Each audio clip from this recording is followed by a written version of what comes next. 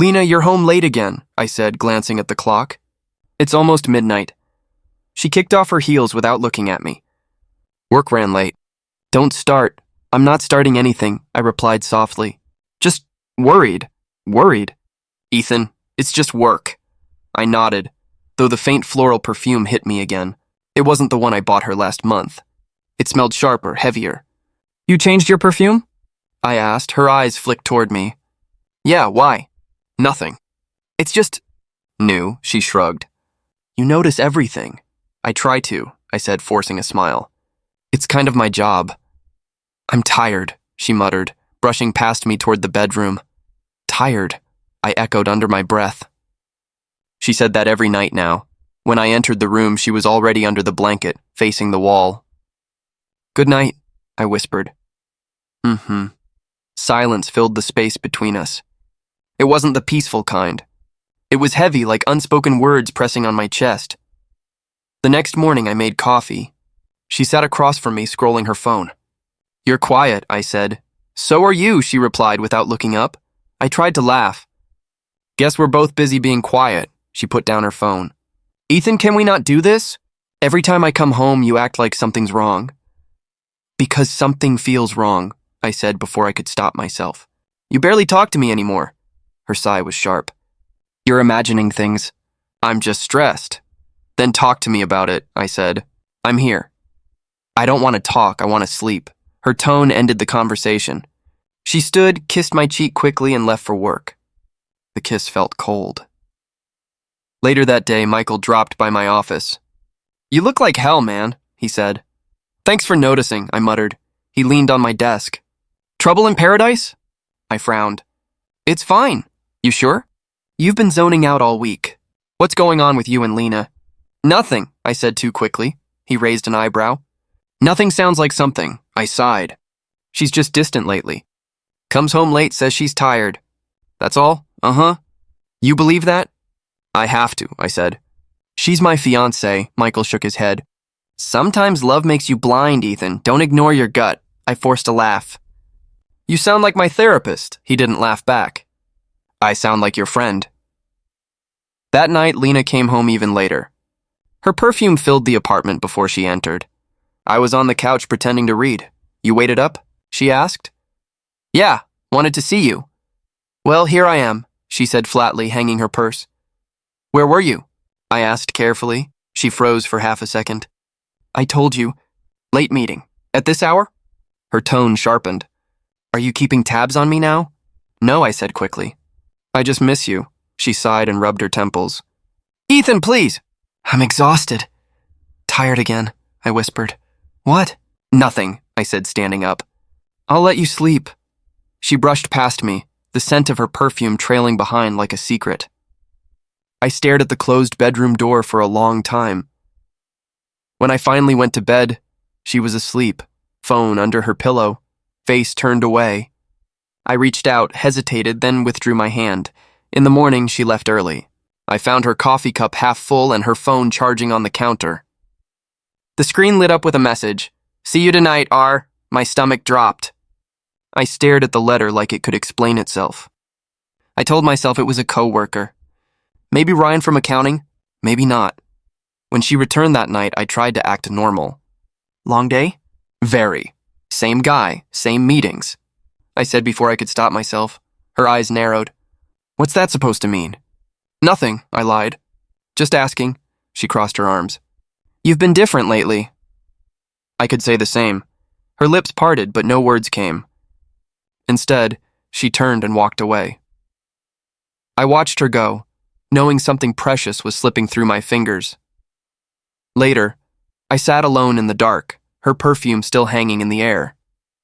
It used to mean love. Now it smelled like fear. Mine. "Lena," I whispered, staring at her back. "You awake?" She shifted slightly. Tired. "You've been tired every night this week." She didn't answer. I reached out, my fingers brushing the blanket between us. "I love you," I said softly. Silence. Not even a sigh. Just the faint hum of the air conditioner and her steady breathing. I lay there, staring at the ceiling, counting the seconds of silence. I used to fall asleep to her voice.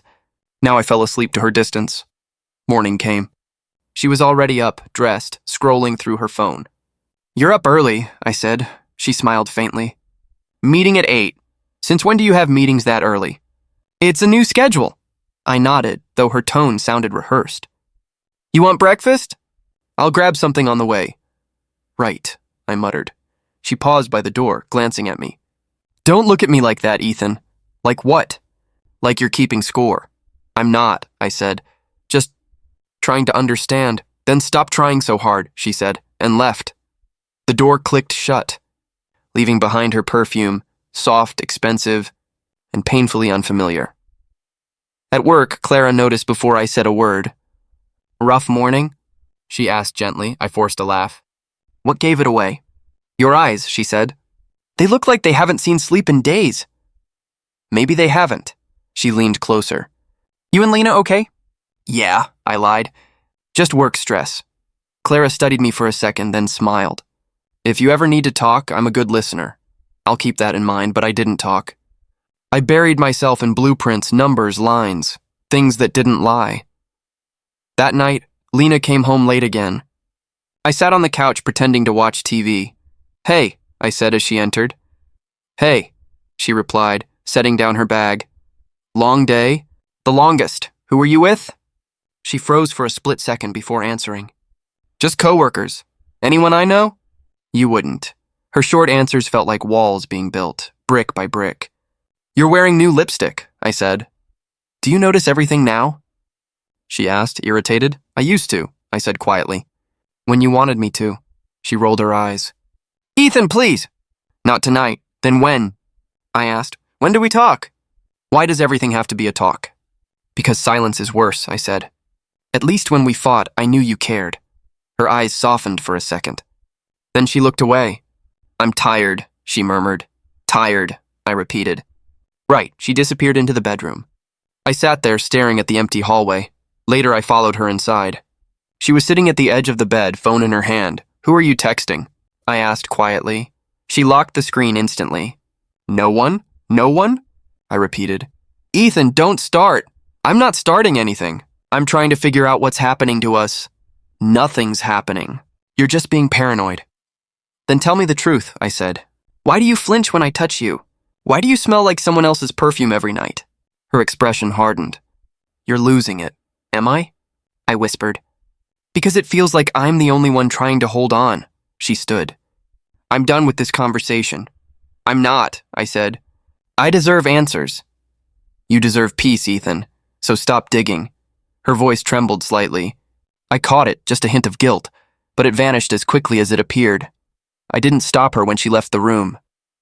I just listened to her footsteps fade, each one heavier than the last. When I finally crawled into bed, she was asleep, or pretending to be. I turned off the light and whispered, "You don't even hear me anymore, do you?" No answer, just silence again. Always silence, the next few days blurred together. She laughed at texts I never saw, wore dresses I'd never picked, and smiled at a reflection that no longer included me. At work, Clara asked again, "You sure you're okay?" "Do I look okay?" I asked. She hesitated. "No.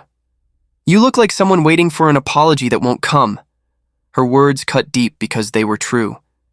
That night, Lena came home late once more. I didn't ask where she'd been. I didn't even look up. She stood at the doorway, maybe expecting a question, maybe wanting a fight. When I said nothing, she sighed and walked away. Her silence followed her into the dark, and mine stayed behind. The ring sat on the bathroom sink, glinting under the dim light like a silent accusation. "Lena?" I called. "You forgot something." She appeared at the door, towel around her hair. "What is it?" I held it up between two fingers. "Your engagement ring." She blinked, then smiled faintly. "Oh, I must have forgotten to put it back on." "You forgot?" I repeated, trying to keep my voice steady. "It happens, Ethan, don't make it weird." "It happens?" I said quietly. "You've worn it every day for 3 years," she sighed. "You're overreacting. It's just a ring. Just a ring?" My throat tightened. "It's not just a ring, Lena. It's a promise." She rolled her eyes. I was washing my hands. "It slipped my mind, okay?" "Right," I said, forcing a smile. "Forget I mentioned it." Thank you, she muttered, brushing past me, but her words stayed like splinters under my skin. Later that evening, we sat at opposite ends of the couch. The silence was unbearable. I tried to lighten it. Want to watch something? She shrugged. I'm fine. Lena, talk to me. I said I'm fine, Ethan. You're not, I said. Neither of us are. She looked up, eyes sharp. Then maybe stop trying to fix everything. I'm not trying to fix. Yes, you are. You analyze every move I make, every word I say, like you're waiting for proof that I'm lying. Should I be? I asked before I could stop myself. She froze. What's that supposed to mean? It means you've changed, I said. You come home late. You smell different. You forget your ring. I'm not blind, her voice trembled slightly. You're being paranoid. Maybe, I admitted. But paranoia comes from fear, Lena, and I'm scared I'm losing you. She stood up, shaking her head. You already lost me the moment you started doubting me. Her words hit like a slap. Then maybe you should tell me what's really going on. There's nothing to tell, she said, grabbing her phone. I watched her unlock it. Her fingers moved fast, like she didn't want me to see the screen. Whose are? I asked, my voice low. She froze again, thumb hovering over the screen. What? Your phone flashed earlier. Message from R, who is it? Coworker, she said too quickly. What coworker? You wouldn't know him. Him, I repeated. She exhaled sharply. Ethan, you're suffocating me. Suffocating you? I laughed bitterly. I'm trying to hold us together. She turned toward the door. I need air. Yeah, I said. Run from the conversation. That's easier, her voice rose. You're impossible lately. Because I care, I shouted. She stared at me for a long second, then whispered, Maybe you care too much. Then she was gone, just like that. The door slammed. The walls shook. My heart didn't, it broke. Hours passed. I sat there staring at the ring still lying on the counter where I'd placed it. I couldn't bring myself to move it. It felt wrong to touch something that meant everything to me but nothing to her. Michael called around midnight. You sound dead, he said. Close enough, I muttered. What happened? She forgot her ring. Forgot? He repeated. Ethan, come on. Nobody forgets an engagement ring.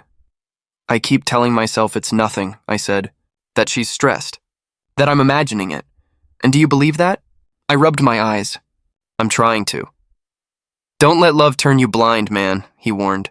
You deserve honesty. Maybe honesty's overrated, I whispered. He sighed. You're scared to face it, wouldn't you be? Yeah, he admitted softly. But pretending won't make it hurt less. After we hung up, I sat in silence. The apartment smelled faintly of her, perfume and lies mixed into one bitter scent. When she finally came back, it was past 2. You're still up? She asked. Couldn't sleep. She avoided my eyes. Don't start again, please. I wasn't going to. Good, she said, walking past me. I turned my head slightly, catching that same perfume again, richer, heavier, and definitely not mine. She paused at the hallway. What? Nothing, I whispered. Just your perfume. It's strong tonight, she didn't answer. The door closed behind her. I sat alone with the scent of her betrayal filling the room, stronger than ever, mocking me for still loving her. I shouldn't have followed her. That's what I kept telling myself as I sat behind the wheel, headlights dimmed, heart pounding so hard I could hear it over the hum of the engine. But love had turned into suspicion, and suspicion had grown claws. When Lena's car pulled out of the driveway at 9:30 p.m., the same time she said she'd be working late again, something in me snapped. I whispered just once, I need to know. The streets blurred as I followed her taillights through the misty night. Every red light felt like a test from the universe. Turn back, my conscience whispered. But I didn't. When she pulled into the glowing entrance of the Seraphine Hotel, I gripped the steering wheel so tight my knuckles whitened. A hotel? I breathed. Why here, Lena? I parked across the street, heart hammering, palms slick with sweat. My reflection in the rearview mirror looked like a stranger, tired eyes, jaw clenched, fear drowning out reason. She stepped out of her car. Her heels clicked against the pavement, her laughter echoing faintly. And then I saw him, Ryan, the man from her office. The one she said was just a friend. I froze. My body refused to move, as if time itself had turned cruel. Please. No, I whispered. They walked side by side toward the hotel doors. He leaned in, said something that made her laugh, a sound that once belonged to me. My phone buzzed in my pocket. A message from Michael. Michael, you okay, man? Me, just out driving. Michael, don't do anything stupid. Sometimes truth hurts more than lies. I shoved the phone away, eyes locked on the glass doors. Inside, Lena reached out. Her hand brushed his, then slipped into it naturally, like it belonged there. I felt my chest tighten, air fleeing my lungs. No, I muttered, voice shaking. You said you loved me. A doorman opened the glass doors, and the two of them walked in together. I couldn't look away. My stomach churned, my throat burned, but I kept watching, punishing myself with every second. When the elevator doors opened, she turned slightly. The light caught her face, soft and radiant, that same smile that used to undo me. Now it was aimed at him. They stepped inside. The elevator doors closed, and that's when the world went silent. I sat there, motionless, headlights flickering faintly against the hotel wall. For a moment, I couldn't breathe. The truth I'd avoided for weeks stood naked before me, cruel and undeniable. Ryan, I whispered, the name tasting bitter. She chose you. I don't know how long I stayed there. Maybe minutes, maybe hours. Eventually, I started the car, hands trembling on the steering wheel. The drive home felt endless. Every traffic light blurred. The perfume, the same one she wore that first night we met, lingered faintly in the car, mocking me. I rolled down the window, but the scent wouldn't leave. When I reached home, I sat in the driveway, headlights off, staring at the dark windows of the house we once called ours. The silence inside felt heavier than any storm. I whispered to the empty seat beside me, why wasn't I enough? The question hung in the air, unanswered. Inside, I dropped my keys on the table. The echo felt like a door slamming on everything we'd built. I wanted to scream, to break something, but instead I sank onto the couch, hands covering my face. Tears came quietly at first, like the rain starting outside. Then harder, unstoppable. It had been years since I'd cried. But tonight, every memory, every lie, every I love you shattered together inside me. I saw you, Lena. I whispered into the dark. I saw everything. The clock ticked past midnight. My chest felt hollow, my body numb. I looked at our wedding photo on the shelf, her smile, my hand on hers, and for the first time I couldn't recognize the woman beside me. Maybe she never existed. Maybe she was just a dream I forced into reality, one perfume-scented lie at a time. I leaned back, eyes burning. The night outside was silent except for the distant hum of the city, and for the first time I didn't whisper, I love you, I just whispered, goodbye. I waited for her to come home, sitting on the couch in the dark. The ticking clock sounded louder with every passing second. When the door opened, her heels echoed against the floor. Why are you sitting in the dark? She asked, flicking on the light. I stared at her. Where were you, Lena?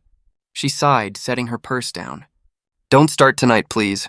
I'm tired. Tired of me? My voice cracked. Her eyes darted away. Don't do this. Then tell me the truth, I said. Are you seeing Ryan? Silence. The kind that suffocates. Her lips parted, then closed again. Finally, she said it. Yes, the word didn't explode. It landed softly, almost tenderly, but it broke everything. How long? I asked, barely breathing. A few months, I laughed, though nothing was funny. A few months, and I was here believing every lie. I didn't mean for it to happen, she said quietly. I just fell out of love. Fell out? I repeated. Like it's something that just happens while you're shopping? Her jaw tightened. You stopped seeing me, you know that? You stopped making me feel alive. Alive? I stepped closer. You mean bored? Because I was working to build a life for us? She shook her head. It wasn't about money or stability. It was about feeling something again. So Ryan made you feel something? Her silence was the answer. I laughed again, bitter this time. Tell me, Lena, was he worth it? Was he worth destroying everything? Her eyes shimmered, but not from tears. Guilt, maybe, or pity. I didn't want to hurt you, she whispered. But you did. I'm sorry. No, you're not, I said. You're sorry you got caught. She looked at me for a long moment, her expression unreadable. I think we both knew this was coming. I shook my head. I didn't, because when I said I love you, I meant it. Every damn time, she looked away. Maybe that's the difference between us. The room felt smaller, like the walls were closing in. I could smell her perfume, sweet, familiar, poisonous now. I don't even know who you are anymore, I said. I'm still me, she murmured. No, I said quietly. You're someone I used to love. I walked to the closet, pulled out a suitcase, and placed it on the bed. She didn't stop me. I started packing her clothes, one folded memory after another. You don't have to do this tonight, she said softly. I do, I replied. Because if I don't, I'll start begging you to stay.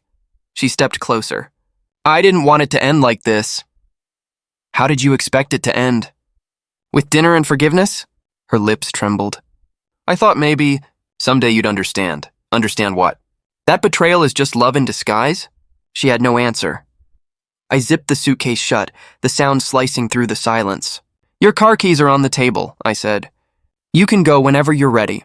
She stood still for a moment, then nodded. Goodbye, Michael. Hearing my name from her lips made my chest ache. I didn't reply. I couldn't. She picked up the suitcase, walked to the door, and paused, just for a heartbeat. Then she left. No tears, no backward glance. The door closed softly behind her, but it echoed like thunder inside me. I sat back down on the couch, staring at the empty space she'd left. Her perfume lingered in the air, a ghost that refused to fade. The house felt heavier, quieter.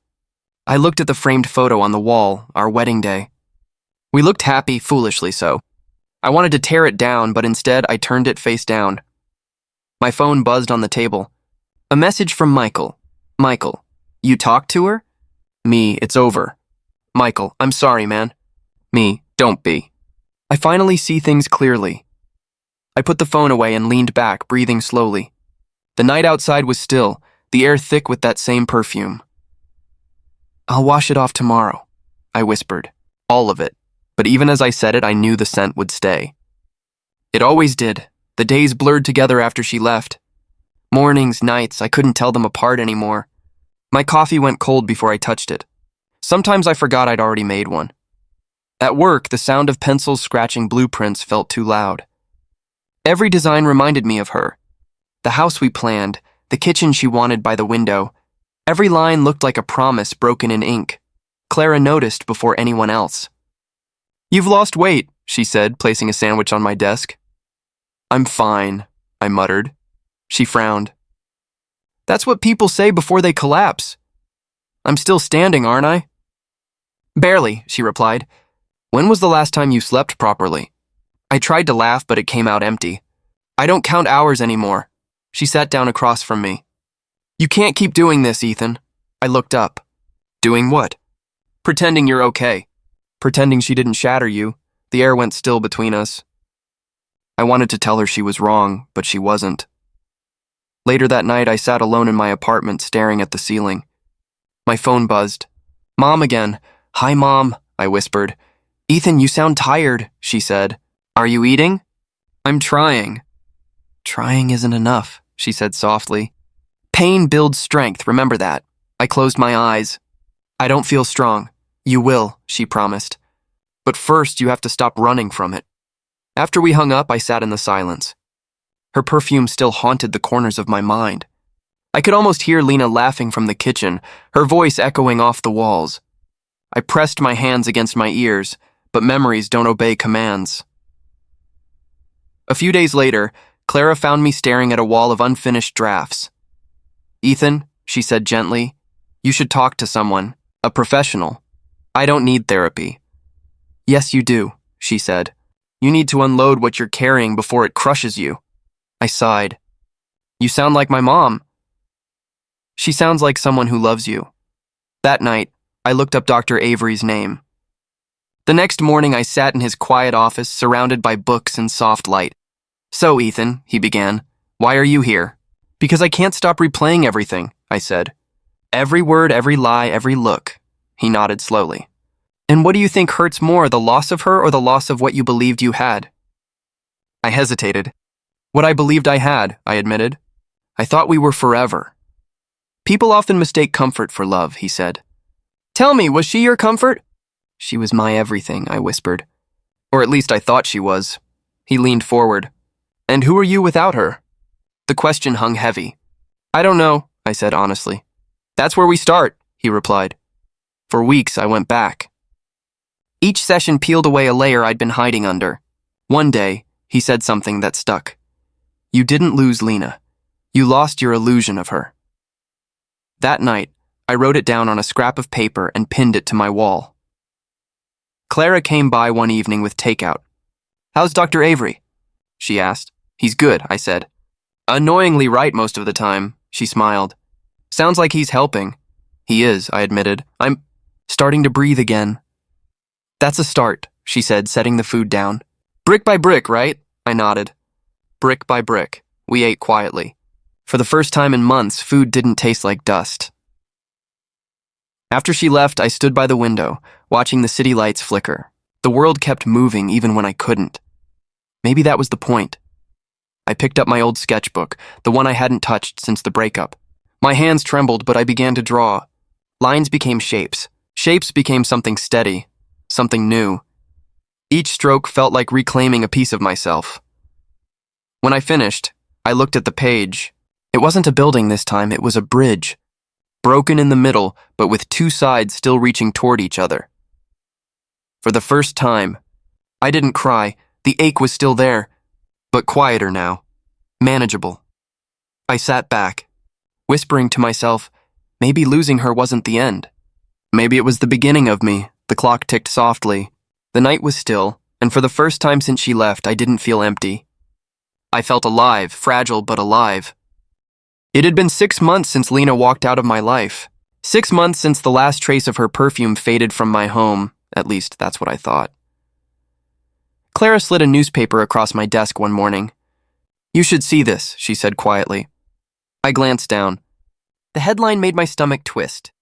Corporate scandal, Ryan Miller under investigation for fraud. I blinked. Ryan Miller? She nodded. The same one, my heart thudded. And Lena? She was named too, Clara said carefully. They think she helped cover it up. I leaned back in my chair, staring at the ceiling. For a long time, neither of us spoke. Finally, I said, I guess karma works quietly. Clara frowned. You don't sound happy about it. I'm not, I admitted. I just feel nothing. You used to feel everything, she whispered. I did, I said softly. And it almost killed me. The office felt colder that day. Everyone whispered about the scandal, but I stayed silent. A part of me wanted to see her, to look her in the eye, to see what time and choices had done. Another part of me wanted to forget she ever existed. 3 weeks later, fate didn't care what I wanted. I was leaving a cafe downtown when I saw her. She stood near the entrance, holding a paper cup with shaking hands. Her hair was shorter, uneven. Her eyes, once full of fire, looked hollow. Ethan? She said softly. Her voice froze me in place. For a moment, I couldn't breathe. Hi, I managed. She took a step closer. You look good. You don't, I said before I could stop myself. She flinched. I deserve that. I shoved my hands in my pockets. What do you want, Lena? I wanted to see you, she said. I didn't know where else to go. You went everywhere but home, I replied. Her lips trembled. I made mistakes. Mistakes? I repeated. That's what you call it now? Tears welled in her eyes. He used me, Ethan. Ryan used me. I thought I mattered to him, but I was just convenient. I stared at her. Now you know how it feels. She looked down. I lost everything. My job, my reputation, even myself. And you think telling me that will make me feel sorry for you? No, she whispered. I just needed you to know I'm sorry. For all of it. For what I did to you. Her voice cracked, and for a moment, I saw the woman I once loved. The woman who used to laugh in her sleep, who used to make pancakes at midnight. But she wasn't that woman anymore. Maybe she never was. I sighed. Why now, Lena? Because I couldn't carry it anymore, she said. Every night I see your face. Every morning I smell my own perfume and think of how you used to notice it first. I looked away. Funny, that perfume used to mean love to me. Now it smells like lies. Her tears fell freely now. I wish I could take it all back. You can't, I said. None of us can. Do you ever think about me? She asked weakly. Sometimes, I admitted. But not the way you want me to. I think about the lessons, not the love. She nodded slowly as if expecting that. You're colder now, she murmured. I'm clearer, I corrected. There's a difference, she wiped her eyes. Will you ever forgive me? I hesitated. Maybe one day. But not for you, for me. Her shoulders slumped. I understand. I stepped past her, my chest heavy but steady. She reached out, fingers trembling as if to stop me. Ethan, please. Just one more word, she said. I turned slightly, meeting her gaze one last time. Goodbye, Lena, and then I walked away. The city noise swallowed the sound of her sobs. I crossed the street, my heart oddly calm. Halfway down the block, a faint scent drifted toward me, the same perfume I once loved floating in the cold air. But this time it didn't sting.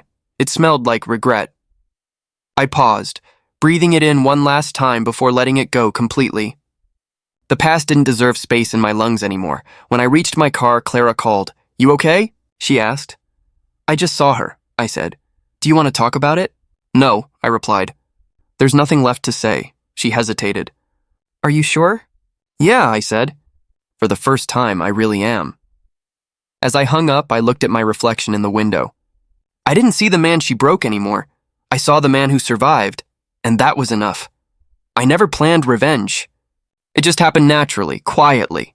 While she drowned in the consequences of her choices, I rebuilt myself. No shouting, no plotting, just progress. Every morning I showed up early at work. Every night I left with new drafts, new ideas. Pain turned into fuel. By the third month, my designs caught the eye of a major firm in New York. They called it a rebirth in architectural storytelling. When I got the email from the Modern Mind magazine, asking for an interview about my comeback, I almost laughed. Clara peeked into my office. You're smiling, she said. That's new. I just got an interview request, I said. Grace Nolan, she wants to feature me in their next issue. Her eyes widened. Grace Nolan? She's huge. Ethan, that's incredible. Yeah, I said softly. Feels strange. Strange good or strange bad? Strange peaceful, I replied. A week later, Grace arrived at my studio with her notepad and recorder.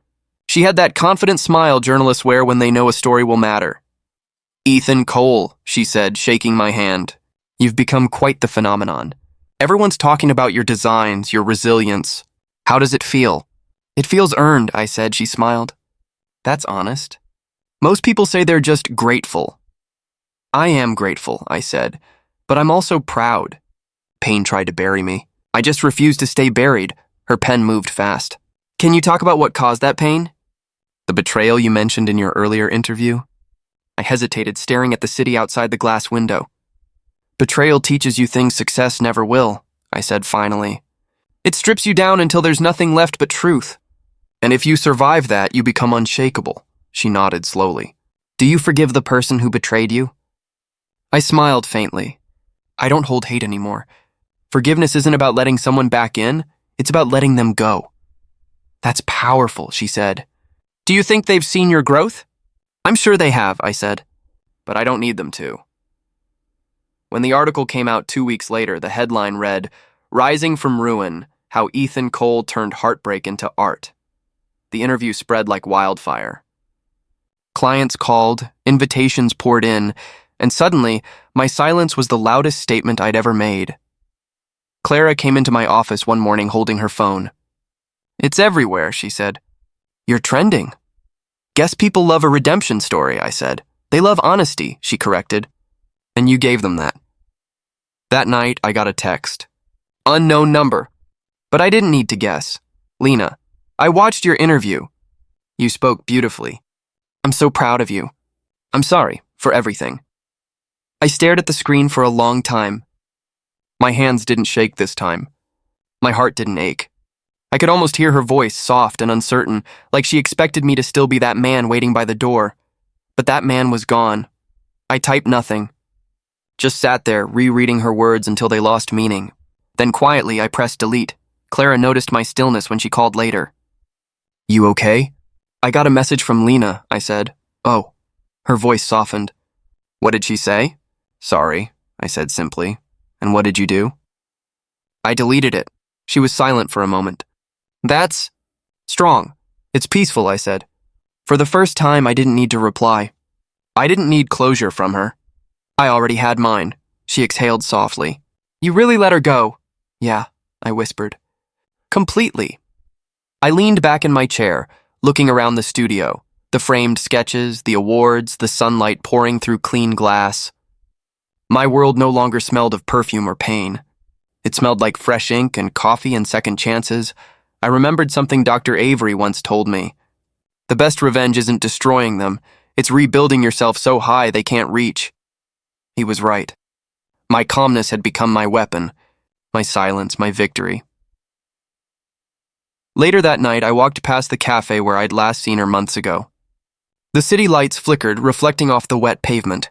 For a moment, I wondered if she still wore that same perfume. Maybe she did. Maybe she didn't. It didn't matter anymore. I smiled, whispered to myself, forgiveness doesn't mean return, it means release. And as I walked away, I realized the sweetest sound in the world wasn't her voice, or applause, or even success. It was the quiet peace of moving on. It started on an ordinary afternoon, coffee, laptop, and a quiet corner in the cafe I'd made my second home. Then she walked in, hesitant, eyes searching. Ethan Cole? She asked softly. I looked up. Yes? I'm Elena Brooks, she said. Ryan's ex. Her voice trembled on the last word. My chest tightened. I gestured to the seat across from me. Sit down, she nodded, clutching her cup like it might steady her. I wasn't sure if I should come. Why now? I asked. Because I needed you to know, she said. He did to me what he did to you. He used me, lied, took what he wanted and left. I stayed silent, watching her hands shake. I thought he loved me, she whispered. He said Lena was just a mistake, that she'd chased him. But then I found messages from another woman. He was seeing her too. We were all just pieces of his game. The air between us thickened. I exhaled slowly. So, it wasn't just me, her eyes glistened. No, it was never about you. Or me, or even her. It was always about him. I leaned back, feeling something inside me shift. The ache that had clung to me for months finally loosened. Thank you for telling me, I said quietly. She gave a small, sad smile. You deserve to know the truth. He ruins people and walks away like nothing happened. I wanted to stop blaming myself. Maybe you should stop too. Her words hit harder than she probably knew. For the first time, I realized I hadn't lost because I wasn't enough. I'd lost because I'd given my heart to someone who didn't understand its worth. When she left, I sat there staring into my coffee until it went cold. Then, for reasons I couldn't explain, I smiled. Later that night, Clara dropped by my apartment with takeout and 2 cups of tea. She didn't ask why I looked lighter. She just sat beside me. You ever think some people are lessons, not loves? I asked. She smiled faintly. All the time. What made you ask? I met Ryan's ex today. She told me everything. He cheated on her too. Her eyebrows lifted. Wow. Yeah, I kept thinking I failed her, Lena, that maybe I drove her away. But now, I sighed. Now I just feel sorry for her. Clara leaned closer. That's growth, Ethan. Not everyone reaches that point. I guess, I said quietly. I used to want her to feel what I felt. Now I just want to stop feeling anything at all. You don't need to erase it, she said gently. You just need to let it stop defining you. I looked at her, really looked at her. The warmth in her eyes, the calm strength she carried. How do you do that? By choosing honesty, she said. Love doesn't lie or hide or run when it's hard. It stays, even in silence. Her words lingered like a soft echo. I nodded slowly. I think I'm starting to understand that. Good, she said, smiling. Because you deserve something real. Our hands brushed as we reached for the same cup. Neither of us pulled away. For a long moment, silence said what words couldn't. A few days later, I drove to my mother's house. The air smelled like jasmine and rain. She opened the door before I even knocked. Ethan, she said, her voice thick with relief. You finally came. I needed to, I said. She studied me for a moment, then smiled knowingly. You look different. I feel different, I admitted. We sat on the porch just like old times. She poured tea and waited. I told her everything. Lena, Ryan, the breakup, the interview, Elena's confession. When I finished, she just nodded. You've learned the hardest lesson, she said softly. I looked at her. Which is? How to lose without losing yourself. I swallowed hard. I think I finally did. She reached over and took my hand. Forgiveness isn't weakness, Ethan. It's freedom. You're not forgiving them for their sake. You're forgiving yourself for holding their pain too long. Her words sank deep. You always make it sound simple. It's never simple, she said. But it's worth it. We sat there watching the sky shift from gold to purple. For the first time in a long while, my chest didn't ache. I'm proud of you, she whispered. I smiled faintly. For surviving? For becoming better, she said. As the evening breeze brushed my face, I realized I didn't hate Lena. I didn't even pity her. I'd just let her go. The weight I'd carried for so long finally lifted, not with anger, not with tears, but with peace. And maybe that's what forgiveness truly is, not forgetting the past, but learning how to walk beyond it. It happened unexpectedly, like most endings do. I was walking down Main Street, heading to a meeting, when a woman passed by me wearing that perfume, her perfume, sweet, sharp, familiar. For a heartbeat, I froze. The air seemed to thicken, pressing against my ribs. My chest tightened. Lena, I whispered before I could stop myself. The woman didn't turn. She kept walking, her heels clicking rhythmically against the pavement. Just a stranger. And yet, for a fleeting moment, the past flickered before me, our laughter in the kitchen, her perfume lingering on my pillow, her voice calling my name like it meant something. Then it all faded, quiet as the wind. I stood there smiling faintly. Not bitterly. Not brokenly, just peacefully. Thank you for leaving, I murmured. It wasn't anger that filled me. It was gratitude. Because without her leaving, I would have never learned how strong I could become. Ethan. Clara's voice cut through my thoughts when I answered the phone. Are you still alive? You're late, I laughed. Yeah, I just got distracted by a ghost. A ghost? She teased. Should I be jealous? I grinned, slipping into my car. Only if you envy nostalgia, she chuckled softly. You sound lighter today. I am, I admitted. I think I finally let go. That's huge, she said warmly. You deserve it. As I drove, sunlight poured across the dashboard, warm and golden. My reflection in the mirror looked different, older, calmer. Funny thing, I said. I caught her scent again today. The perfume. But it didn't hurt this time. Progress, Clara said. Proud of you. Yeah, I said quietly. Me too. There was a small silence before she asked, Do you ever think about her anymore? Sometimes, I admitted, but not with pain, more like gratitude. She taught me what love isn't. That's the best kind of closure, she said softly. I parked outside my building, smiling at the thought of her waiting upstairs. You know what's crazy? I said. I used to think forgiveness was about them, but it's not. It's about freeing yourself. Exactly, Clara replied. You stopped carrying her story. You started writing your own. I turned off the ignition and sat there, letting her words settle. The scent from earlier still lingered faintly in my mind, but now it wasn't poison. It was a lesson. Remember when I couldn't even say her name? I asked. I remember, she said. You looked like a man carrying a ghost in his chest. I laughed softly. Guess I finally exorcised it. You didn't exorcise it, she corrected. You transformed it. Her voice always had that grounding calm, that quiet strength. You should write that down, I said. I already did, she teased. Page 70 of my journal, I smiled wider. You and your journals. They keep me sane, she said. Then I owe them too, I said. Because you helped me find myself again. I didn't do anything, she replied. You just needed someone to remind you that you weren't broken. The elevator dinged. I stepped in, watching my reflection in the mirrored walls. My eyes looked clearer. The man staring back wasn't haunted anymore. When I reached our floor, I saw Clara waiting at the door, barefoot, holding 2 mugs of coffee. Her smile made the world feel simple again. "Hey, stranger," she said. "Rough day?" "Actually," I said, taking the cup from her. "It was a good one." She raised an eyebrow. "You sure?" "Yeah," I said, sipping the coffee. For the first time, I felt something I haven't in years. "What's that?" "Peace," her expression softened. "That's all I ever wanted for you." I nodded slowly. "You gave it to me without even trying." She leaned against the doorframe. "So what brought this on?" "A smell," I said simply. She tilted her head. "Perfume?" I smiled. "Yeah, hers. But it didn't pull me back this time. It reminded me how far I've come." Clara reached out, brushing my hand. "That's growth, Ethan." "Maybe it's healing," I said. "Maybe it's both." For a moment, we just stood there, the quiet wrapping around us like soft music. "Do you miss her?" Clara asked gently. I shook my head. "No, I miss who I thought she was. But the man I am now, he doesn't belong to that memory anymore." Her eyes glistened. "Then you've truly moved on."